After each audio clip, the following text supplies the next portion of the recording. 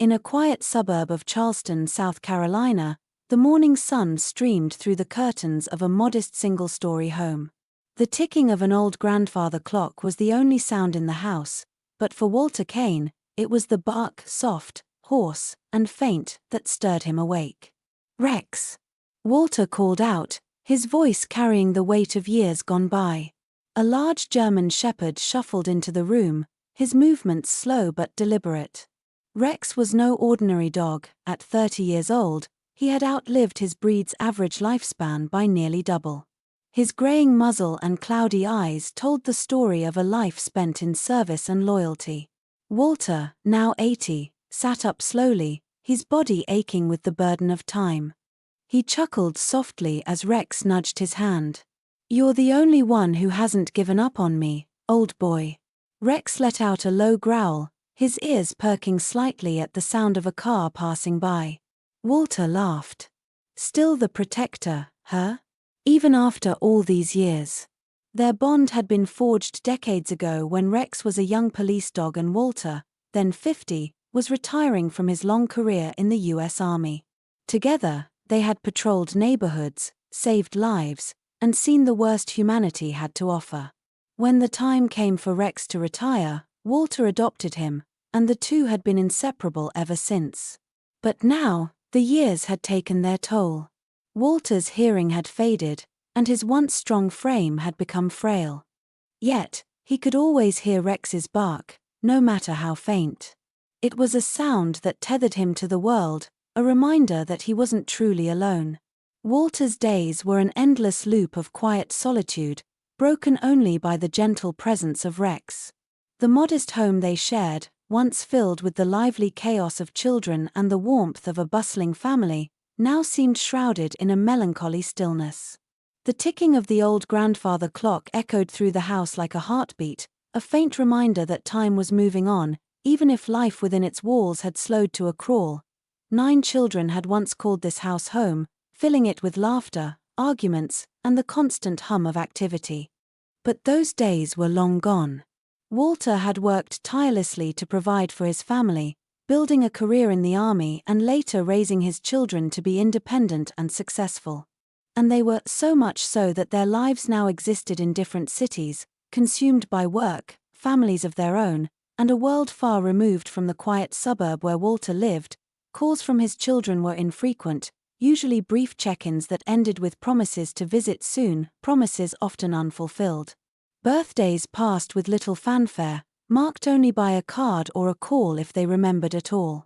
Walter never complained, but the absence of his family weighed on him more than he let on. In the evenings, he would sit in his favorite armchair, gazing at old photo albums.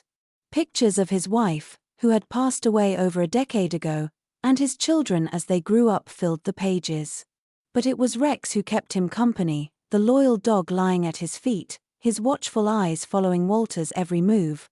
"Looks like it's just you and me, buddy," Walter would say, his voice tinged with both affection and sorrow. Rex would respond with a soft thump of his tail, his body too tired for anything more. One summer evening, after a long day tending to his garden, Walter decided to carry a heavy bag of soil into the garage. The task was routine, but his 80-year-old body, worn from years of hard labor and age, was not up to the challenge. As he stepped onto the concrete floor, his foot caught on the edge of the step.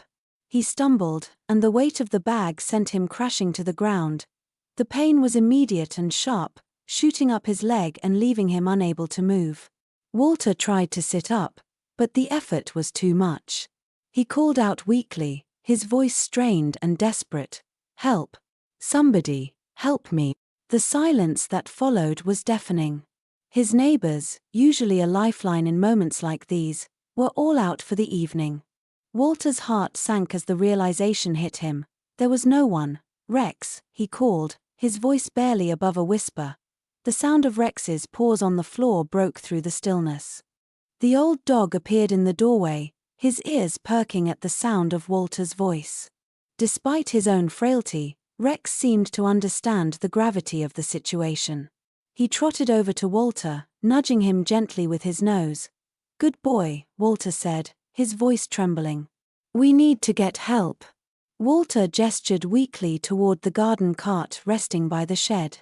Rex looked at the cart, then back at Walter, as if piecing together what needed to be done. With a determined bark, he moved toward the cart, grabbing the handle with his teeth. Using every ounce of strength left in his aging body, Rex dragged the cart toward Walter. Walter, with great effort, managed to crawl onto the cart, his leg throbbing with every movement. "You can do this, Rex," he whispered. "I know you can." The nearest hospital was 5 miles away, a daunting distance for a young, healthy dog, let alone an aging German shepherd nearing the end of his days. But Rex didn't hesitate. Gripping the cart's handle firmly in his teeth, he began pulling Walter down the driveway and onto the quiet suburban streets.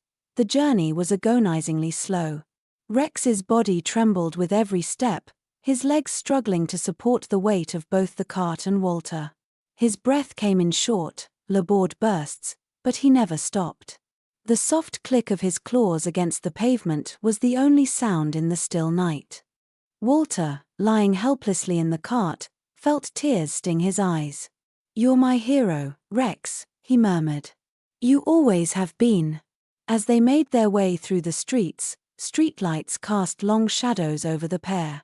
The sight of the frail dog pulling his equally frail owner through the empty neighborhood was a testament to their unbreakable bond, a bond that transcended age, pain, and exhaustion. It took over 2 hours for Rex to reach the hospital. By the time they arrived, his legs were shaking violently, and his breath came in wheezing gasps. The bright lights of the emergency room cast an otherworldly glow as Rex pulled the cart onto the driveway. A security guard standing near the entrance noticed them first. His jaw dropped as he took in the sight. "Someone get a doctor," he shouted. Doctors and nurses rushed outside, their faces a mix of shock and awe. They carefully lifted Walter from the cart, placing him onto a gurney. As they worked, Rex collapsed onto the ground, his body unable to take another step. "What happened?" one nurse asked, her voice trembling. Walter, now propped up on the gurney, managed a weak smile. "That dog saved my life," he said. "He's been saving me for 30 years. The hospital staff quickly attended to Rex, providing water and a soft blanket for him to rest on. Though exhausted, his eyes remained fixed on Walter, who was being wheeled into the ER. Emily Carter, the attending physician, shook her head in disbelief. "I've never seen anything like this," she said. "That dog dragged him here, all the way from his house. It's incredible." The story of Rex's heroic journey spread quickly among the hospital staff, and soon the entire emergency room was buzzing with admiration for the old German shepherd. Nurses and doctors took turns checking on Rex, their voices filled with wonder as they recounted what had happened. As Walter lay in the hospital bed, his leg in a cast, Rex rested on the floor beside him, his head on his paws. Though the journey had nearly broken him, the old dog's loyalty never wavered. Walter reached down, his hand trembling as he stroked Rex's fur. "We've been through a lot together, haven't we, boy?" he said softly. "And you've never let me down." Rex let out a soft whimper, his tail wagging faintly.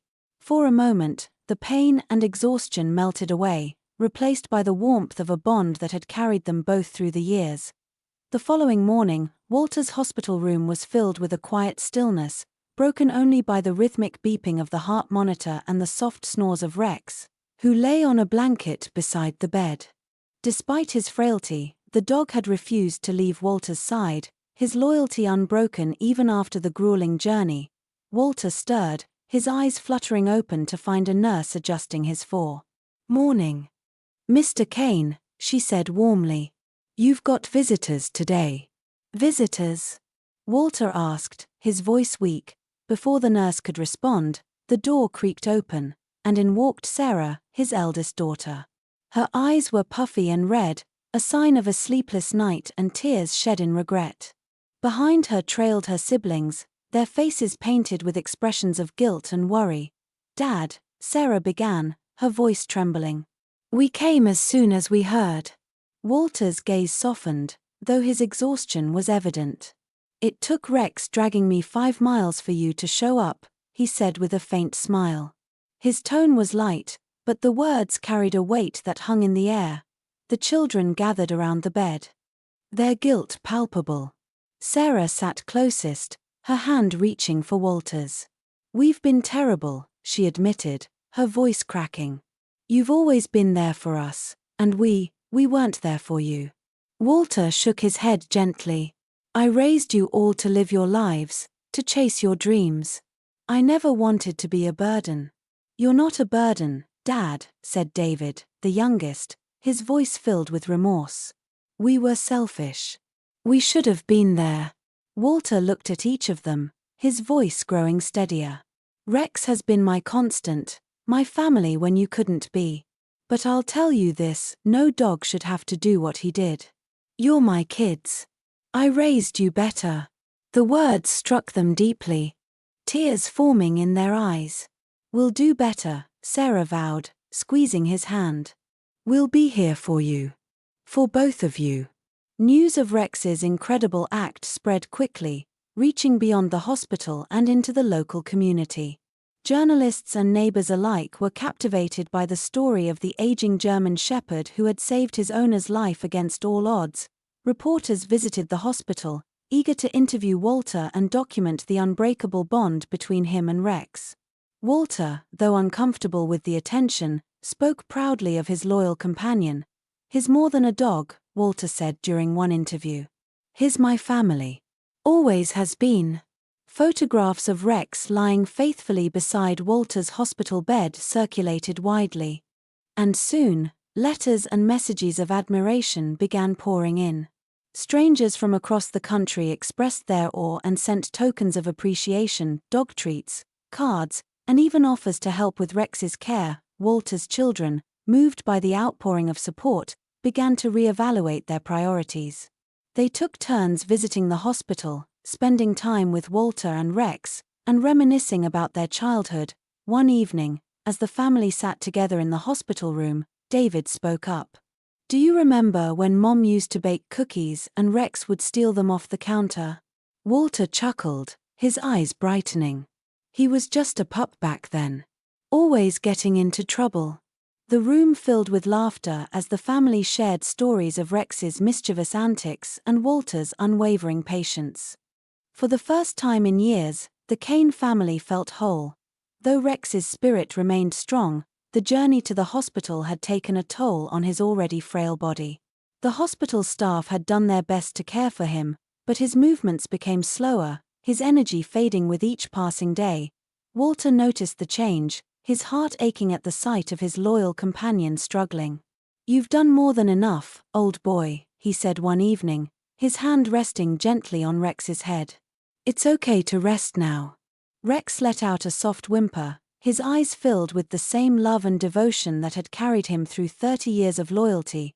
One morning, as Walter's health continued to improve, a doctor entered the room with news. "Mr. Kane," she said, her voice warm, "we're seeing remarkable progress. With a bit more time, you'll be able to go home."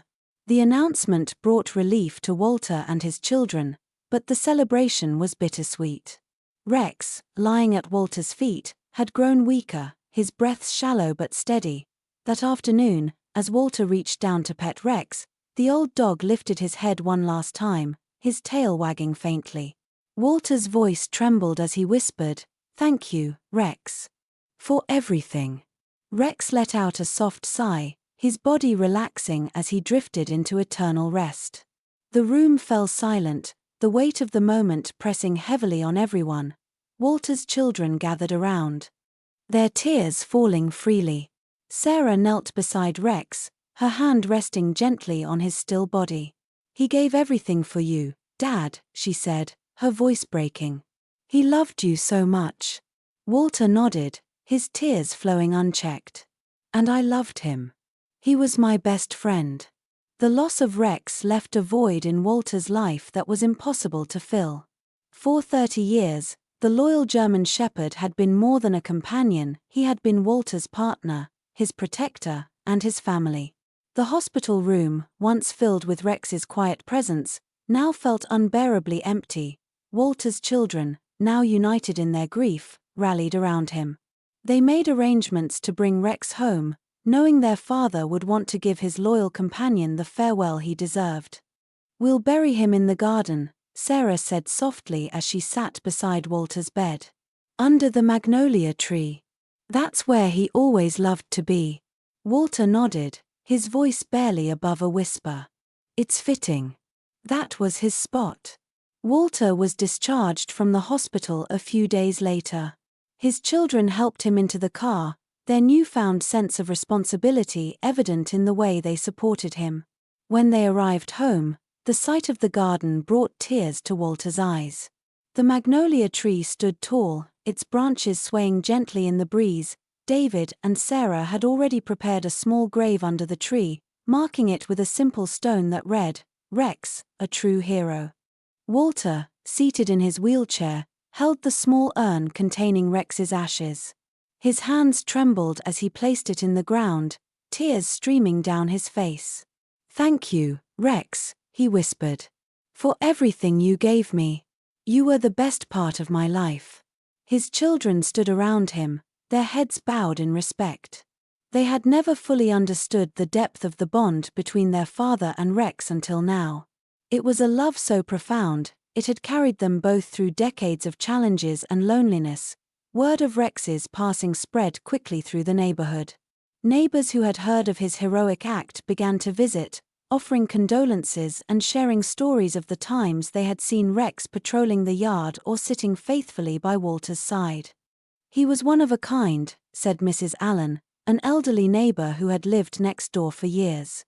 "Always looking out for Walter, always so gentle." Walter, though overwhelmed by the attention, was touched by the outpouring of love for Rex. "He wasn't just my dog," Walter said to the gathered neighbors. "He was my family. And he was my friend." Walter's children, still grappling with their guilt over their years of neglect, vowed to honor Rex's memory by being more present in their father's life.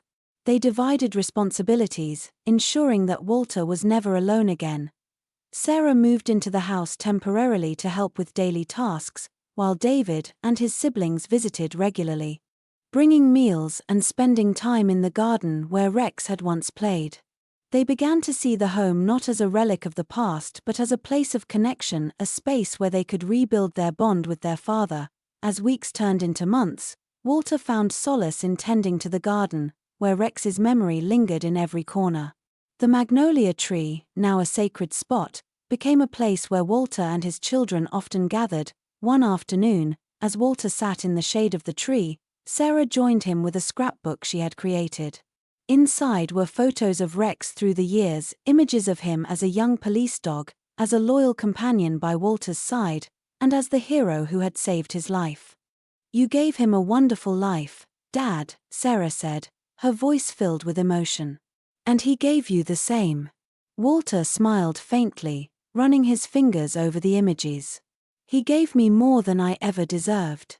On the anniversary of Rex's passing, the family held a small ceremony in the garden. They planted wildflowers around the magnolia tree, creating a vibrant memorial for the dog who had given everything for the man he loved. Walter, though frail, stood with the help of his children. He looked at the tree, his heart full of gratitude. "Rex taught me what it means to love unconditionally," he said. "And he reminded me every day that I was never truly alone." As the sun set, casting a golden glow over the garden, Walter felt a sense of peace he hadn't known in years. Rex was gone, but his legacy lived on in the bond he had forged with Walter, and in the love that had brought the family back together. Walter's life began to take on new meaning as his children remained committed to being by his side. The house that once felt empty and cold now echoed with laughter, conversations, and the warmth of a reunited family. The magnolia tree in the garden became a symbol of their renewal, a quiet reminder of the lessons Rex had left behind. Walter's health continued to decline, but his spirit seemed lighter. He spent his days in the garden, often sitting under the magnolia tree with his children gathered around him. They would reminisce about the past, sharing stories of their childhood and the times Rex had been their silent guardian. Do you remember how Rex would sit outside the school bus every morning, waiting for us to get on? David said one afternoon, chuckling. And he wouldn't move until the bus was out of sight, Sarah added, her eyes glistening with tears. He was always watching over us, even when we didn't realize it. Walter smiled, his voice soft. He knew what mattered, being there. It's something we could all learn from. Rex's story had become a beacon of inspiration, spreading far beyond their small community. Letters poured in from strangers who had read about the German Shepherd's heroic act. Many shared their own stories of the pets that had changed their lives, creating a sense of connection and shared humanity. One letter, in particular, moved Walter deeply. It came from a young soldier who wrote, "Your story reminded me of my K9 partner, Duke. We were stationed together overseas, and he saved my life more times than I can count. Thank you for sharing Rex with the world. He reminds us all what loyalty truly means." Walter held the letter close, his heart swelling with pride. "He wasn't just my dog," he said to Sarah, who sat beside him. "He belonged to everyone who needed a reminder of what love looks like." As Walter's health continued to decline, his children rallied around him, ensuring he was never alone. They took turns staying at the house, cooking meals, and sitting with him under the magnolia tree. The bond they had once neglected now grew stronger, fueled by the memory of Rex's unwavering love. One evening, as the sun dipped below the horizon, casting the garden in golden light, Walter called his children to his side.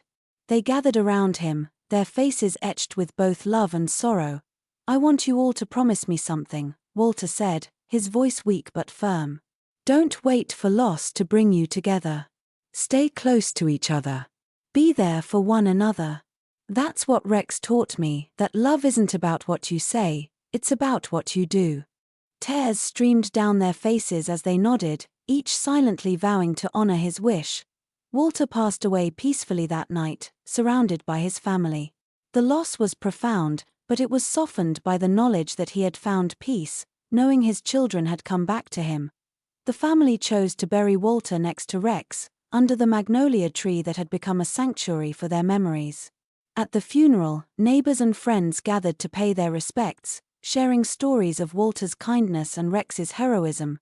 "He loved that dog-like family," Mrs. Allen said, her voice thick with emotion. "And Rex loved him just as much. It's only fitting they're together now." Months after Walter's passing, the family continued to tend to the garden, planting flowers and shrubs around the magnolia tree. It became a place of reflection, a living tribute to the bond between a man and his dog, and the love that had brought a fractured family back together.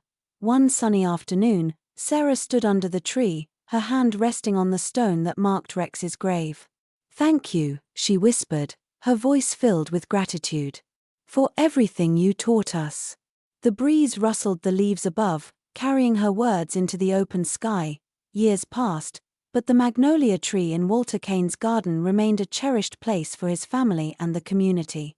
Its branches grew strong and wide, shading the graves of Walter and Rex, a poignant reminder of the extraordinary bond they had shared. Flowers of every color surrounded the base of the tree, lovingly tended by Walter's children and grandchildren. Sarah, who had moved into her father's house, ensured that the garden remained vibrant and welcoming. She often found herself sitting beneath the tree, reflecting on the lessons her father and Rex had taught her. "They taught us how to love," she said to her brother David one afternoon as they planted wildflowers together. "Not just with words, but with actions. Rex showed us what loyalty looks like, and Dad, he showed us what forgiveness means." David nodded, his hands deep in the soil. "I think they saved us," he said. "In their own way, they brought us back together." Walter's grandchildren grew up hearing the story of their grandfather and his extraordinary dog. They would sit under the magnolia tree, listening to Sarah recount the tale with reverence and pride. "Rex wasn't just a dog," she would say. "He was a hero, a friend, and a reminder that love has no limits." The children would run their hands over the smooth stone marking Rex's grave, their young minds filled with wonder at the loyalty and courage of a dog they had never met but loved all the same. As time went on, the Kane family remained close, united by the lessons Walter and Rex had left behind. The magnolia tree became the heart of their gatherings, a symbol of the love and resilience that had carried them through loss and brought them back together. One evening, as the sun set over the garden, Sarah stood by the tree with her daughter, now old enough to understand the story of her grandfather and Rex. "Mom," the little girl asked, "do you think they're happy up in heaven?" Sarah smiled, her eyes glistening with tears. "I think they're together, just like they always were. And I think they're watching over us." The breeze stirred the leaves of the magnolia tree, and for a moment, it felt as though Walter and Rex were there, their spirits woven into the fabric of the garden they had loved so dearly. The story of Walter and Rex became a cherished part of the community's history, passed down through generations. The magnolia tree, standing tall and proud, remained a living testament to the bond between a man and his dog, a bond that transcended time, death, and all the hardships life could bring. For the Kane family, the tree was more than just a marker of memory, it was a reminder of the love and loyalty that had shaped their lives. And for everyone who visited the garden, it was proof that even in the quietest moments, love has the power to endure, to heal, and to inspire.